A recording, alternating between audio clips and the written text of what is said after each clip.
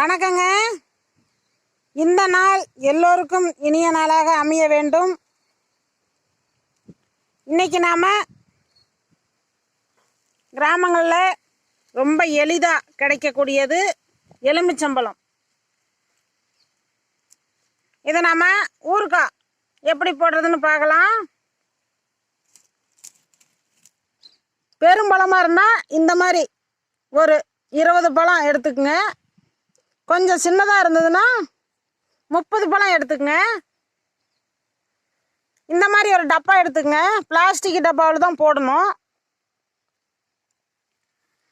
இல்லாட்டி கண்ணாடியாக இருந்தால் கூட பரவாயில்ல.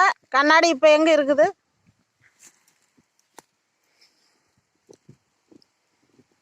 பழம் இப்படி பொடி பொடியாக நறுக்கிக்கணுங்க.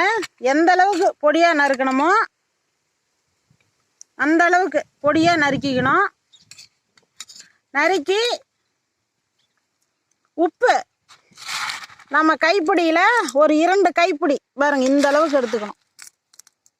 இவ்வளோ உப்பு 2 கைப்பிடி அந்த ஊறுகாய் மேலே இப்படி சேர்த்துக்கணுங்க.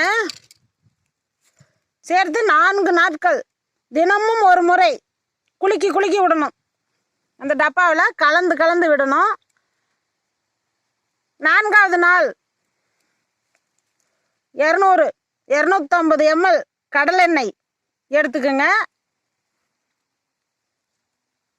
வாணலியை வச்சு நல்லா கடுகு பொரியிற அளவுக்கு சூடு பண்ணிக்கணும். முதல்ல வெந்தயத்தை எடுத்துக்கங்க. அது எண்ணெயில் பொரிந்தவுடன் கடுகு, உளுத்தம்பருப்பு, கடுகு உளுந்து சேர்த்து போட்டுங்க. கடுகு பொரிந்தவுடன் இந்த சீரகத்தை சேர்த்துக்குங்க. கருவேப்பிலை சேர்த்து வதக்குங்க. வதக்கினதே உடனே மிளகாப்பொடி அதுலேயே சேர்த்து 1 நிமிடம் அப்படியே கிளறி விட்டு பெருங்காயத்தூள் அதுக்கு ஒரு சிட்டிகை போட்டுங்க. போட்டு நல்லா கிளறுங்க.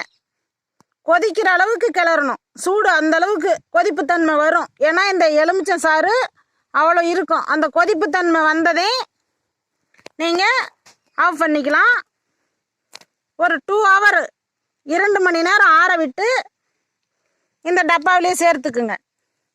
குழந்தைங்கள்லாம் தயிரில் விரும்பி சாப்பிடுவாங்க. எல்லா சாப்பாட்லேயுமே சாப்பிடுவாங்க. ஊறுகாய் இருந்ததுன்னா நமக்கே சாப்பிட தோணும்.